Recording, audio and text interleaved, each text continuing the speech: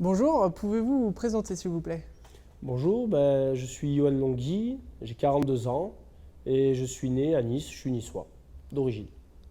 Donc, vous nous avez amené un objet de l'OGC Nice, est-ce que vous pouvez Oui, nous le présenter? bien sûr. Alors c'est un objet un peu particulier, un peu ancien. Comment dirais-je, c'est le sweatshirt d'avant-match de la finale 1978 que l'on a perdu face à l'AS Nancy-Lorraine. Et c'était le suite qui m'a été offert par monsieur Dominique Baratelli, qui était le gardien de but de l'époque, gardien international, et qui m'a été gentiment donc offert et dédicacé, et que j'ai aussi par ailleurs prêté au musée du sport. Et donc c'est une pièce assez rare, parce que je crois qu'il a dû en avoir que 14 d'édités. Et c'est une pièce de l'histoire qui est peu commune et qui date de presque 30 ans. Et quelle particularité a cet objet? Particularité, comme je vous le disais, il a la particularité d'avoir été édité à peu près 14 pièces, d'avoir joué devant presque 40 000 personnes et d'avoir été surtout conservé toutes ces années dans un super état et d'avoir vécu un moment historique pour l'OGC Nice et pour le football en général, enfin un moment historique, sachant que la dernière finale après que l'on a joué et gagné, c'était en 97, la finale de Coupe de France, parce qu'en 2006, on a perdu la finale de Coupe de la Ligue. Donc, puis l'ancienneté, 30 ans, c'est pas rien. Sachant que, contrairement à maintenant, il n'y avait pas beaucoup d'effets sportifs. Savoir, les joueurs avaient, je crois, à l'époque, 2 ou 3 maillots dans une saison. Peut-être un ou deux survêtes, les ballons tout autant. Il n'y avait pas de merchandising comme maintenant. Enfin, ce sont vraiment des choses rares, à mon sens exceptionnelles. Et concernant le sponsor, avez-vous une petite anecdote? Alors pour ce qui concerne, alors c'est même pas tant le sponsor, c'est surtout oui, à savoir que ce qui est assez atypique et qui maintenant n'existe plus, c'est que le haut du sweatshirt est de marque Coq Sportif, alors que les shorts étaient Adidas, complètement dépareillés. Et il n'était pas rare à l'époque que ce soit l'emporte-pièce, d'avoir des chaussettes d'une couleur, un short d'autre couleur, des marques différentes, des sponsors différents. Alors que maintenant tout est réglementé, cadenassé, tout doit correspondre, etc. Oui, donc c'est vrai que, bon, dommage qu'on n'ait pas le short, mais on s'apercevrait qu'il y a deux marques différentes pour un même match. Voilà. Et donc, nous allons parler maintenant de votre parcours de supporter. Mhm. Et donc, depuis quelle période, depuis quelle date, quel âge êtes-vous supporter de l'OGC Nice? En gros, moi je suis né en 73, j'ai dû voir mes premiers matchs en 76, soit l'année 76-77, sachant que, si vous voulez, c'est un peu une tradition dans la famille, tout le monde descendait au Ré de père en fils, en petit-fils, etc. Donc j'allais souvent avec mes deux grands-pères, mon papa et moi. Bon, je vous avoue qu'au début, je ne comprenais rien du tout, si ce n'était le public, l'ambiance, etc. Et puis petit à petit, j'ai commencé à comprendre le football, à aimer aussi nos couleurs, rouge et noir, à m'identifier un peu à certains joueurs, à me ramener les albums Panini, etc. Donc déjà, avec le fait, même si au début on ne comprend pas trop le sport, c'est de coller des images, etc. On s'éduque un petit peu à ce milieu. Et ensuite, ça ne m'a plus quitté. Sachant que j'ai mon papa qui me ramenait aussi pas mal d'autographes. Lui, il était déjà passionné à la base de football en général. C'est lui qui a commencé à me donner goût aux autographes, à me ramener un maillot, etc. Et puis de là, c'est parti, ça ne m'a jamais plus quitté, quoi. Au début, c'était les dédicaces, après, c'était les effets personnels. Après, maintenant, ce qui est bien, c'est qu'aussi, on peut faire beaucoup de photos. Enfin, c'est assez vaste. Mais ma passion première, c'est vrai que ça reste la collection de maillots, d'effets personnels, quoi. Voilà. Et quels sont vos premiers souvenirs de match de l'OGC Nice? Est-ce que vous vous souvenez de votre premier match? Premier match, je vous avoue, ça serait difficile maintenant. Je me souviens très bien de l'époque de Nenad Bjekovic, ça devait être les années 78. J'avais donc 78, j'avais donc entre 4 et 5 ans. Et je me souviens très bien de ce joueur parce que c'était le capitaine, il avait le brassard. Et mon père me disait qu'en criant Bjeko, il allait marquer, comme tout le stade criait Bjeko, Bjeko, il y avait une chanson qui lui était dédiée. Ben, je me revois là, surtout ce moment-là, crier son nom à tue-tête et des fois en plus il marquait. Alors je pensais que c'était grâce à nous. Et c'est surtout là où je localise vraiment l'année, je pense 77-78. Le match, quel est le match? Je ne peux pas m'en souvenir, mais vraiment cette période-là, je devais avoir 4 ans. Et là, vraiment, j'ai commencé, c'est là que je réalise que c'est super sympa. Et puis, il y a tout ce qui est avant le match. On allait à la rotonde, on allait chercher le. Moi, j'avais mon petit jus d'orange, le sandwich. Mon père, mon grand-père, il parlait à tout le monde, on connaissait tout le monde. J'aimais beaucoup cette ambiance. C'était super, assez festif, super sympa. C'est différent de maintenant. C'était vraiment une réunion familiale, les copains. Par contre, il n'y avait pas beaucoup de femmes comparé à maintenant. On n'amenait pas la grand-mère, la mère, le ballon, c'était pas leur truc. C'est plus tard. Mais j'aimais bien cet échange. J'ai gardé cette convivialité, cette ambiance, cette odeur aussi, parce que c'était particulier. Il y avait le stand à merguez, le machin. Là, c'est pareil, c'est pas que ça n'existe plus, mais ça s'est assez aseptisé. Avant, c'était la foire. J'aimais beaucoup. J'ai de très bons souvenirs. Au-delà du football, c'est tout ce qui allait autour qui était super. Et que mes enfants ne connaîtront pas de la même façon. Parce que je vais au stade, hein, j'ai 2 petites filles, des petites jumelles de 7 ans, qui viennent de temps en temps. Bon, elles regardent ça de loin, mais c'est pas la même chose. Elles vont au match, ça s'arrête là. C'était pas comme nous, j'ai cette impression. Et est-ce que pour vous, le fait d'avoir changé de stade entre le Ray et l'Alliance Riviera, quelle différence faites-vous? Qu'est-ce que vous aimiez? Qu'est-ce que vous aimez actuellement? Ben, il est certain qu'on est, on est passé entre guillemets de la De Chevaux à la Porsche, allez, en schématisant. Ça, c'est très bien. Niveau sécurité également. Sécurité, bon, ça c'est la déformation professionnelle, mais il est certain que dans cette enceinte, les gens sont en sécurité au niveau des sorties, des entrées, mouvements de foule, etc. Alors qu'au Ré, vers la fin, moi je me souviens du dernier Nice-Paris, que l'on a gagné 2-1, avec Zlatan, etc. Il y a eu un grand mouvement de foule dans la tribune d'honneur, on était tous serrés, confinés, ça pouvait devenir dangereux. Mais en même temps, c'était un stade qui transpirait le football avec tous ses souvenirs, tout son vécu, qui a vu passer des joueurs comme Platini, comme Johan Cruyff, comme il y a même le Milan AC qui était venu avec, sans dire de bêtises, je crois qu'il y avait Van Basten, etc. C'est un joueur c'est un stade qui transpirait le football. Puis, évidemment, dans lequel j'avais tous mes souvenirs. Alors pour ça, je le regrette énormément. L'ambiance aussi était peut-être plus bouillante, plus feutrée. C'était les joueurs, on était proche du terrain, il y avait une âme qu'on n'a pas encore ici. Peut-être qu'elle va se créer, peut-être pas. Au début, je pensais, là, j'en doute un petit peu. Mais bon, c'est après, au fil de l'histoire, que se construit une enceinte, un patrimoine. Peut-être que dans 30 ans, on parlera de l'Alliance comme on parlait du Ré. En tout cas, c'est ce que je souhaite, ça serait super. Mais c'est vrai que le Ré, c'est quelque chose. Même pour les joueurs adverses, quand ils venaient jouer au Ré, ils ne faisaient pas les marioles. Alors qu'ici, on voit que c'est différent. Ils arrivent, ils sont tranquilles. Au Ré, ils étaient déjà un peu plus tendus, un peu plus. Ils savaient que ça allait être leur fête. Ça, c'est sûr. Un peu comme à l'image de Bastia, de Furiani. Ça favorisait le contact avec le public, l'ambiance, la chaleur. Après, ici, c'est sûr, 35 000 personnes qui crient à tue-tête avec le même comportement, ça peut être super. Pour l'instant, on a, excepté sur quelques matchs, on n'a pas trop encore vécu. Et qu'est-ce qui fait de vous un supporter de l'OGC Nice? Alors là, très bonne. Déjà, alors je me revendique supporter de l'OGC Nice et je me revendique supporter du football en général. C'est-à-dire que moi, je meurs pour mon club, je meurs pour ma ville, ça c'est certain. Nice, c'est vraiment. Je ne me verrai pas porter d'autres couleurs que le rouge et noir en tant que supporter. On est fier déjà du blason, on est fier de l'aiglon niçois, on est fier de la langue niçarte. Je trouve ça fabuleux. On a une chance, c'est que notre club en fait réunit beaucoup de choses. C'est une entité à part entière. En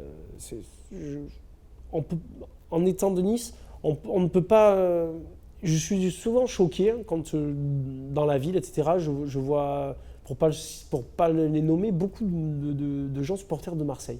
Je ne comprends pas qu'on soit niçois, né à Nice, et qu'on supporte un club comme Marseille. Non pas que je n'aime pas Marseille, je veux dire, j'aime le football.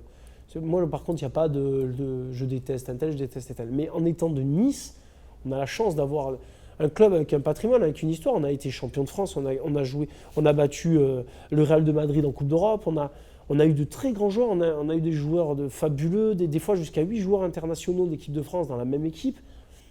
Et j'ai l'impression qu'on ne s'imprègne pas de cette histoire pour faire perdurer l'âme du supporter niçois de famille en famille. Et qu'après, on part un peu. Mais maintenant, même de Paris. Alors, il y a Marseille et maintenant Paris. Ça veut dire qu'en fait, quand on est supporter de Nice, on est là dans les bons, les mauvais moments. On peut même descendre en DH, comme ça a failli nous arriver, en CFA, on sera là. Voilà. On ne change pas d'équipe, on ne suit pas une mode. Parce que c'est sûr qu'avec les moments qu'on a traversés, il y avait des fois, on aurait pu se tailler, parce que ces 20 dernières années, ça n'avait pas été super. Bien que ça tend à redevenir quelque chose de sympa. Mais malgré ça, on vibre pour notre club, c'est une passion. En fait, supporter de Nice, c'est une histoire d'amour, je pense, en schématisant. C'est une passion, une vraie passion. Voilà. Pas au détriment de tout, mais quelque chose d'important. Voilà. Et quand vous allez au stade, est-ce que vous avez un chant que vous préférez parmi les autres ou c'est une globalité Alors, moi, le seul chant qui me plaît, c'est Nice à la belle. Voilà. Que je connais paradoxalement pas par cœur. Mais je trouve que ça, c'est un bel hymne. C'est un hymne. En plus, c'est un hymne qui n'est pas très agressif. Ça parle de la ville, ça parle de nos traditions. Je trouve que c'est pas tous les clubs que je pense ont des chansons atypiques, appropriées à leur ville, à leur club. Moi, je trouve ça génial. J'aime beaucoup. Après, tout ce qui est chansons, puis maintenant, ça a changé. Il y a beaucoup. Des fois, on entend un peu des propos un peu insultants, etc. Ça fait partie du folklore. C'est pas ce qui me plaît le plus. Mais je trouve que globalement, oui, Nice à la belle, c'est ce qui correspond. Ça correspond vraiment à notre ville et à notre club. Et à quel rythme vous vous rendez au match et depuis combien de temps On va dire que depuis donc mon enfance, j'en loupe rarement. Après, des fois, professionnellement, on ne peut pas y aller, ou il y a des faits familiaux, etc. Mais on va dire que je vois 90% des matchs de la saison à domicile, hein, parce qu'après, même à la télé, je les regarde tous. Puis après, moi, j'ai la chance depuis 2 ans de travailler pour le club en étant sur la pelouse, en m'occupant des ramasseurs de balles, etc. Donc, à l'Alliance, je suis aux premières loges. Et puis aussi en qualité des fois de pompier, etc. Moi, je suis là quasiment à tous les matchs. Donc si je vous parle du secteur du stade dans lequel vous êtes habituellement, c'est le bord du terrain, mais par exemple au Ray, vous étiez dans quelle tribune? Au Ray, nous, c'était les secondes. En face, les populaires, où il y avait le vieux tableau d'affichage avec le cadre, la vieille pendule, etc. C'était là-bas. Après, moi, en vieillissant, plus tard, je cherchais un peu le confort, j'allais un peu dans la tribune d'honneur. Mais historiquement, avec toute la famille, on était là-bas. Parce qu'en plus, on n'avait pas les moyens d'aller ailleurs aussi. Et puis, moi, je me souviens, même moi, gamin, mon père me prenait, il m'asseyait où il y avait les projecteurs, là, les grands projets. J'étais assis là-haut, il me posait là-haut, il savait que je ne pouvais pas m'en aller, j'avais pas les pieds ne touchaient pas par terre. Il dit voilà, tu restes là, tu regardes, et puis j'étais en sécurité. J'étais assis, moi, il n'y a pas de mouvement de foule, rien. Moi, c'était ma place. En fait, pendant longtemps, ma place, c'était le carré avec le pilier de projecteur. Il m'asseyait, il venait me récupérer. Je ne pouvais pas bouger. C'était assez haut pour moi, alors voilà, je restais là, j'étais bien placé, je me regardais le match, et voilà. Et quand vous venez à l'Alliance Riviera en tant que spectateur, où situez-vous? Avec des amis, avant que je sois sur le terrain, on s'était pris un abonnement à la brasserie des Aiglons, avec un peu le concept de manger un peu, boire un verre, etc. Vu que c'était une nouvelle enceinte, on s'était fait ce petit kiff entre nous et c'était assez sympa. C'est vrai que c'était sympa. Et on voit le match autrement. Surtout quand on était une bande de 5-6 potes à avoir pris cet abonnement avec une table, etc. 5-6 passionnés et c'était vraiment très bien. Bon, après, le seul hic, c'est qu'on ne pouvait pas amener quelqu'un avec nous. Là, par contre, c'est l'inconvénient. Soit on a les moyens, on invite tout le monde, mais là, ça vaut je ne sais combien. Soit après, on en profite avec des amis, mais qui ont eux aussi payé leur place. Et Mais bon, c'était à vivre. Voilà. Après, peut-être que je le referai plus une fois que je vais quitter la pelouse, je serai peut-être ailleurs, mais je ne regrette pas. Le concept est sympa. Et est-ce que vous avez participé et est-ce que vous participez encore à des déplacements organisés ou à des déplacements tout court de l'OGC Nice? Alors, j'ai fait très peu de déplacements et quand je les ai faits en famille ou après plus tard avec mon épouse. Voilà. Même sans les enfants. Je n'ai pas fait énormément. Mais c'était en famille ou pas des déplacements organisés. J'en ai jamais fait. J'étais pas trop attiré par ça. Voilà. C'est des déplacements plus locaux, plus Surtout, je suis souvent monté au Parc des Princes parce que j'adore ce stade aussi, c'est fantastique. Mais en famille. Après, je suis allé sur Bordeaux, Marseille évidemment. À l'époque, Cannes, Monaco. Ça, ce sont des déplacements, on va dire, qu'on peut faire en voiture. Nîmes, etc. Ce que j'aime bien aussi, c'est d'aller des fois dans des villes.